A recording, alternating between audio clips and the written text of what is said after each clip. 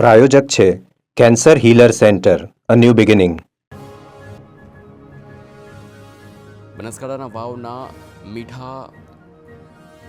મીઠાવી ચારણ ગામની માઇનોર કેનાલમાં ગાબડું પડ્યું છે. ખેતરોમાં કેનાલના પાણી ફરી વળતા ઇસબગુલના તૈયાર પાકને નુકસાન થયું છે. ઇસબગુલનો પાક નિષ્ફળ જતા નુકસાનીને લઈ ખેડૂતોમાં ચિંતા. વધુ પાણી છોડાતા કેનાલ ઓવરફ્લો થવાના કારણે ગાબડું પડ્યું હોવાનો આક્ષેપ છે. તાત્કાલિક ધોરણે કેનાલનું સમારકામ કરાય તેવી ખેડૂતોની માંગ છે.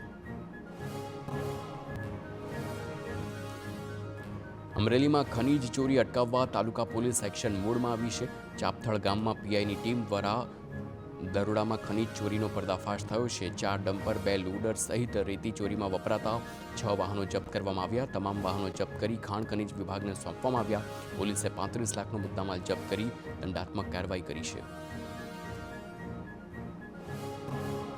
ભાવનગરમાં ઓનર કિલિંગ કેસમાં આરોપીના રિમાન્ડ મંજૂર. કોર્ટે 2 આરોપીઓના 3 દિવસના રિમાન્ડ મંજૂર કર્યા છે. કાકા અને પિતાએ જ પુત્રીની હત્યા કરી હતી. અન્ય જ્ઞાતિના યુવક સાથેના પ્રેમ સંબંધમાં યુવતી હતી અને માનમોભો જાળવવા માટે સગી દીકરીની હત્યા કરી.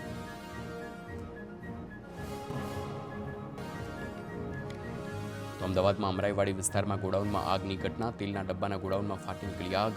વિકરાળ આગ ભભૂકી ઉઠતા આસપાસના વિસ્તારમાં અફરાતફરી મચી. ફાયર વિભાગની ટીમે મહામહેનતે આગ પર કાબૂ મેળવ્યો.